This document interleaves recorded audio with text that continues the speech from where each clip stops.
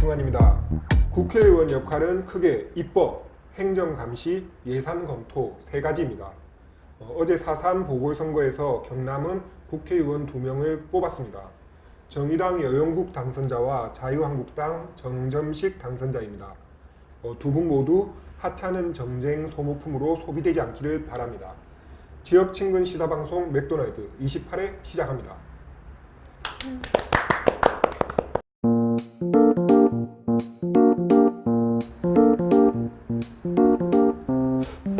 경남도민일보가 고른 뉴스 맥모닝. 오늘은 편집부 이동욱 기자 나왔습니다. 반갑습니다.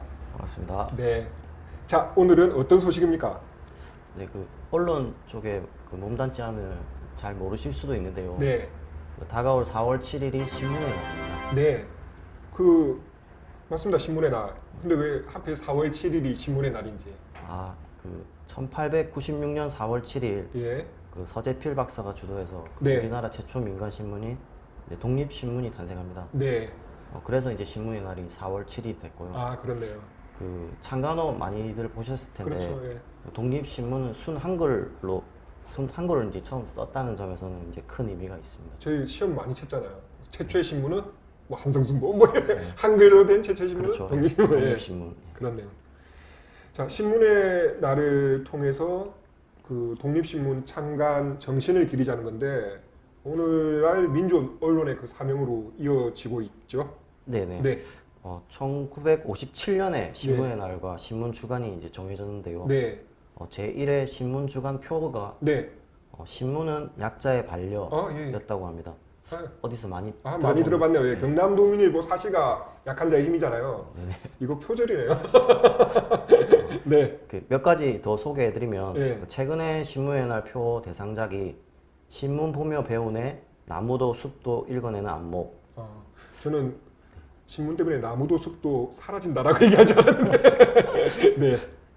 그리고 착 펴면 척 보이는 세상. 네. 다시 신문이다. 네. 그리고 급류를 타는 세상. 방향키 잡는 신문. 네. 이제 이게 우수상을 받은 작품이라고 합니다. 네. 네. 짧은 문구이지만 이제 신문의 가치와 역할을 이제 되새기게 그렇네요. 해주는 것 같습니다. 네. 우리가 이 방송 녹화를 끝내고 신문의 날을 맞아 이제 3.15 국립묘지를 가잖아요. 네네. 네. 2000년대 초반까지만 해도 네. 지역 기자들이 신문의 날을 맞아서 창원시 마산 아포구 현동에 있는 네. 장지연 묘소를 참배를 했었습니다. 맞습니다. 그리고 언론재단은 위암 장지연 언론상을 시상을 하고 있었고요. 예. 근데 이제 당시만 해도 이제 언론인 사표로 추앙받던 장지연을 두고 이제 친일 논란이 이제 크게 일었었습니다. 네. 2003년 3월 1일 경남도민일보 주말판 이제 위클리 경남을 보면요. 네. 장지연의 친일 행적을 파헤치다라고 해서 특집 기사를 실었습니다. 네, 맞습니다. 장지연 하면 원래 시리아 방성 대국으로 유명하고요. 일본 강요에 의해 이제 1905년 을사늑약이 체결되자 이제 거기에 대해 울분을 담은 글로 유명하신 분이잖아요. 네네. 네. 이제 장지연은 이제 시일날 방송되고 그 이후에 예. 안타깝게도 친일 성향의 글을 이제 다수 발표했습니다. 네. 한번 울분을 토하고 나서 네네. 이제 생각해보니까 괜찮은 것 같은데.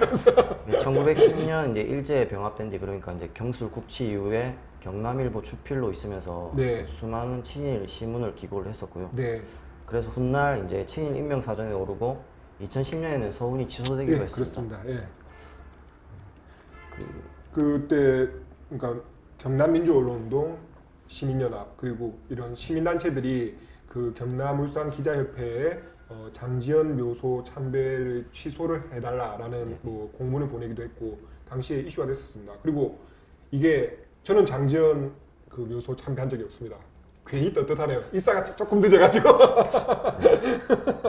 네. 그때 이제 한창 이슈가 된 이후에 언론재단은 장지연 언론사의 이제 예산 지원을 중단을 했었고요. 네. 그리고 독립기념관이 시일야 방송대국 100주년을 맞아서 이제 기념비를 세우기로 했었는데 네. 그거 역시 이제 백지화가 됐습니다. 네. 경남도민일보 기자에는 이제 2003년부터 입사가 언제시죠? 제가 2002년 말이거든요. 그러니까요. 네, 2003년 네. 이제 장지연의 친일 행적을 보도하면서부터 이제 장지연 묘소 참배를 중단을 하고 네. 국립 3.15 민주묘지를 참배하고 있습니다. 맞습니다. 민주 항쟁의 숭고한 뜻을 잇겠다. 그런 맞습니다. 취지를 담고 있습니다. 제가 뜻하지 않게 네. 이 첫 걸음부터 참여하게 됐습니다. 그 장지현 논란이 이렇게 시사하는 점은 언론인 역시 그 자기 당착에 늘 빠질 수 있다라는 거고요. 그리고 늘 그게 유의를 해야 되겠다라는 거 아니겠습니까? 특히 요즘처럼 그 언론인에 대한 비난, 비판이 그렇죠. 예, 많은 이 시기에 이거 누구 탓할 게 아닙니다. 그냥 우리가 잘해야죠.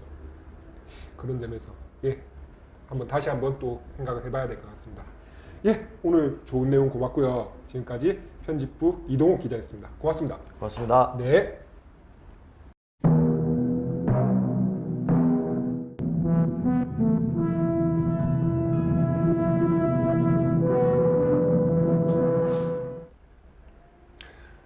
오늘 주요 뉴스 빅맥입니다.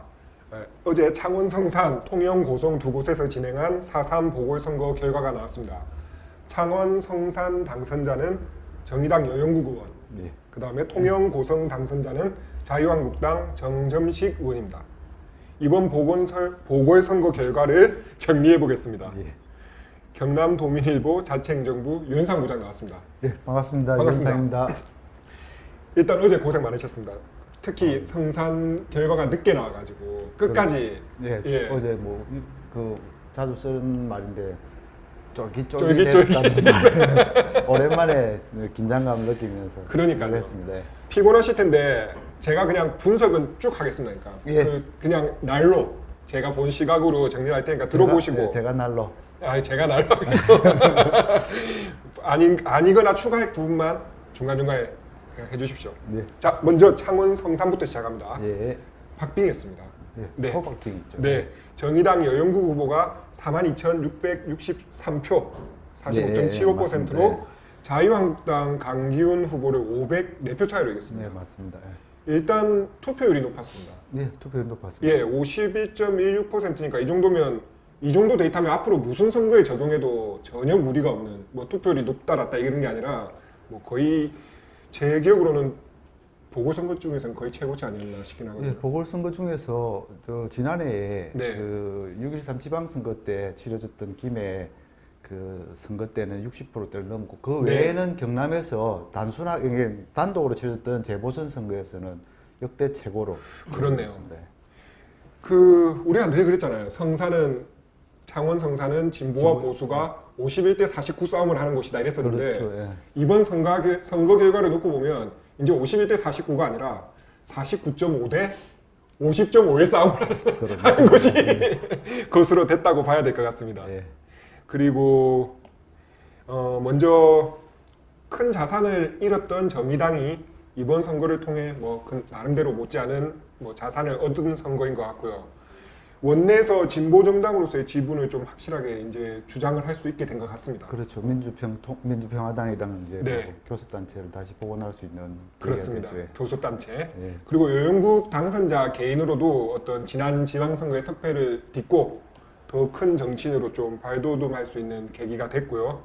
또 이제 앞으로 남은 1년 동안 자기가 정말 국회의원으로서의 어떤 자격이 무엇인지를 실력으로 이제 증명을 해야 될 과제가 남은 것 같습니다. 맞습니다. 민주당 쪽에서 제가 분석을 해볼게요. 결과적으로 자유한국당 당선을 막은 것으로 한숨은 돌린 것 같은데요. 그렇죠. 네, 이번 선거에서 또 전반적으로 쿨하게 단일화를 이뤄냈잖아요. 그래서 유권자에게 그다지 또 나쁜 인상을 남기지도 않은 것 같고요. 그렇죠. 네, 그까지는 이제 괜찮은 것 같은데 그 이상은 없는 것 같더라고요. 그렇죠. 네. 유권자들이 볼 때 크게 손해 본 것도 득본 것도 없다. 네. 이렇게 보실 수 있는데 정치적으로 들다 보면은 오히려 가장 손해를 많이 본 게 민주당이라고 할 수 있겠죠. 어떤 면에서는요. 네. 그렇죠. 그 이번 선거 결과는 1년 뒤에 총선에서 민주당과 정의당이 독자적으로 좀 운신하기는 거의 이제 불가능하다는 걸 다시 확인한 선거가 아닌가 싶기도 하더라고요.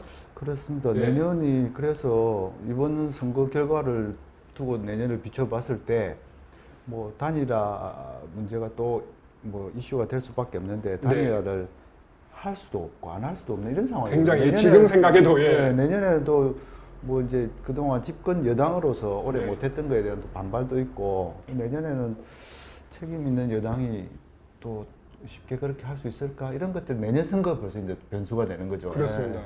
깝깝할 수 있겠다라는 생각이 들더라고요. 유권자가 보기에도. 그렇죠. 네. 예. 자유한국당은 보면은 어찌됐든 간에 뭐 최대치를 뽑았다고 보이더라고요. 그냥 결과는 물론 패배지만 또 황교안 대표와 오세훈 전 서울시장이 선거 직전에 좀 큰 헛발질을 한 번씩 하셨잖아요. 그걸 보면은 뭐 우스갯소리로 그거에 표를 가른 거 아니냐 뭐 이런 얘기도 나올 정도로 그날 모인 축구 팬들이 초박빙 500 그러니까요. 표니까 뭐 네. 지금 이제 뭐 뒷말로 농담삼아 그런 이야기는 하죠. 어떤 면에서 강기훈 후보 개인기로 좀 버틴 선거인 것 같고요. 네, 맞습니다. 그 자유한국당 쪽에서는 이번 선거를 통해서 상대 진영이 그러니까 반자유한국당 진영이 약간만 균열이 생겨도 이거 우리가 가져갈 확률이 높겠구나라는 걸 확인한 선거였던 것 같기도 네, 하고요. 맞습니다. 예. 네.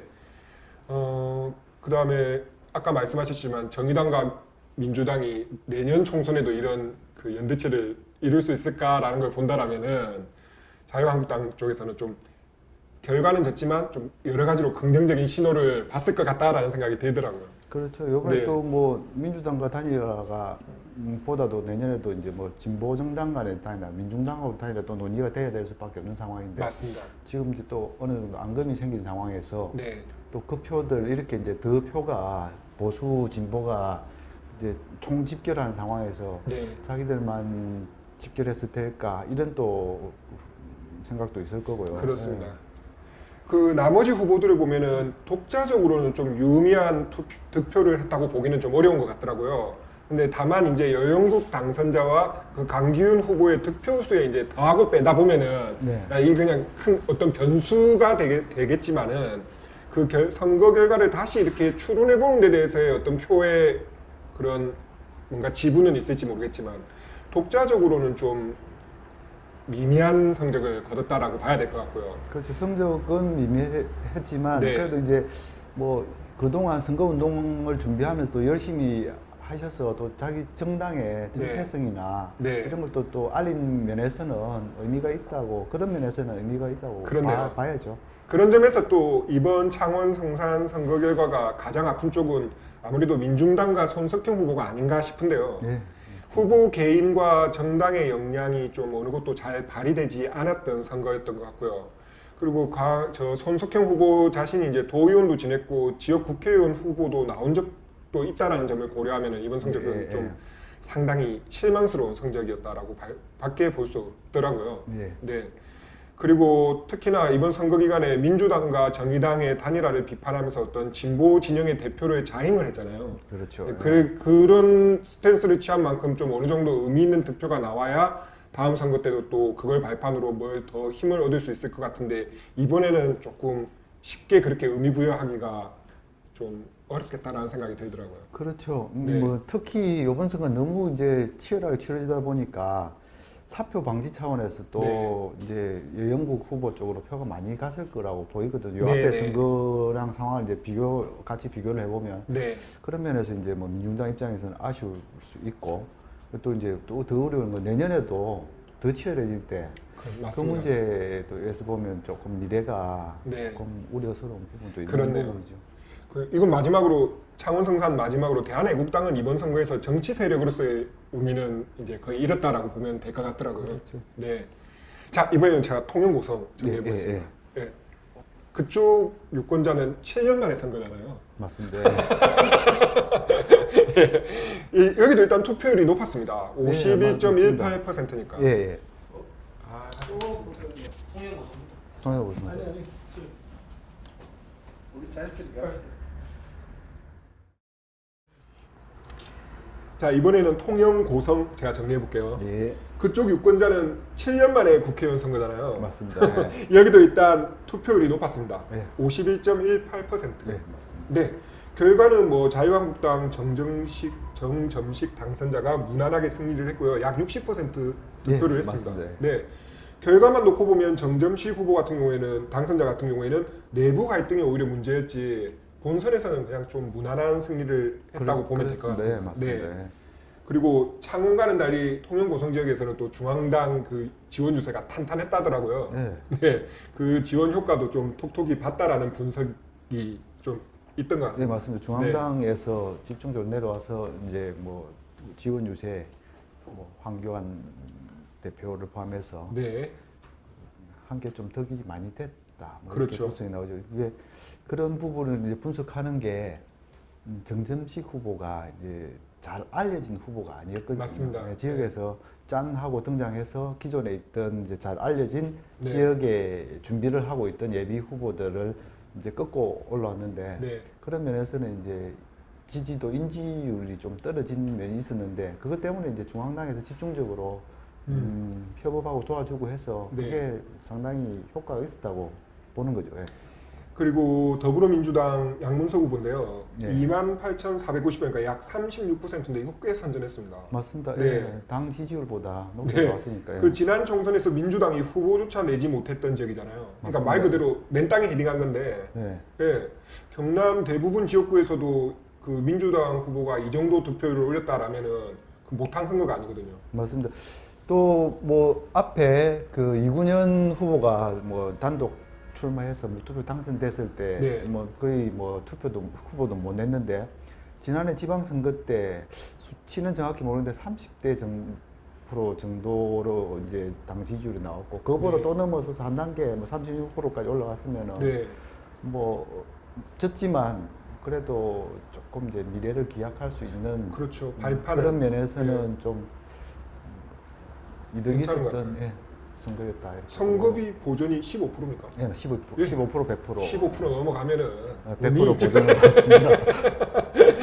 그런 점에서 이제 양문석 후보 같은 경우에는 개인뿐 아니라 지역의 어떤 지지 세력이라든가 정당에서도 꽤 의미를 둘 수 있는 선거를 치러냈고 예. 또 민주당도 이번에 양문석 후보를 통해서 통영 고성 지역구에서 그 지방자치단체장과 더불어 정치적으로 좀 거점을 둘 수 있다라는 의미를 예, 네, 이번에 맞습니다. 예. 확인할 수 있겠네요.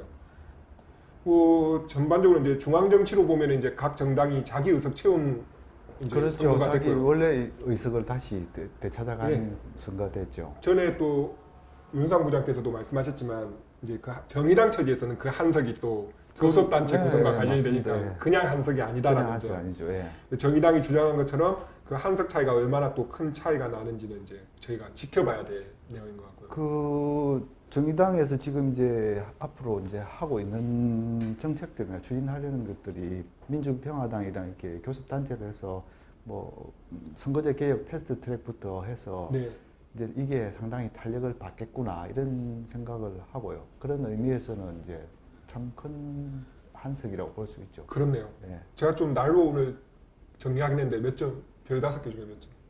5개 중에 별이 5개.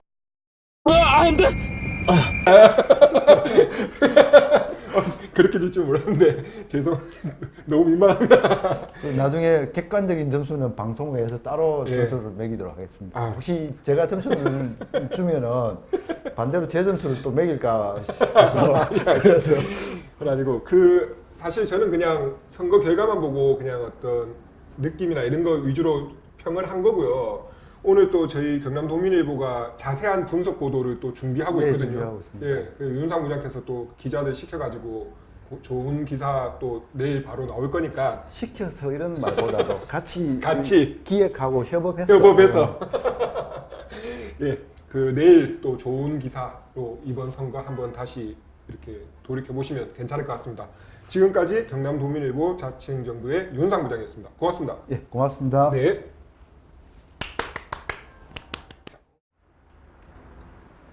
자, 시청자 참여만 하염없이 기다리는 해피밀입니다. 먼저 어제 보궐선거 당선자 득표율 맞추기 이벤트를 했는데 이거 정답자를 발표하겠습니다. 창원 성산은 45%를 예측한 박성호 씨가 당첨됐습니다. 그리고 통영 고성은 59.8%를 예측한 안지산 씨 축하드립니다. 특히 안지산 씨는 오차가 0.33%입니다. 두 분께는 제가 따로 연락을 드리겠습니다. 그리고 마지막으로 이번 선거에서 최후의 패배자는 선거무당 조재영 부장 되겠습니다. 50.5%하고 62%가 도대체 어디서 나온 건지 진짜 대신 사과드리겠습니다. 자, 이메일 맥@idomin.com 그리고 맥도날드 페이스북 페이지에서 언제든지 저희가 소통할 수 있습니다. 맥도날드 28회 마치겠습니다. 고맙습니다. 지역 시사 흐름의 맥을 도민일보가 날로 전해드립니다. 빠밤빰빰빰 맥도날드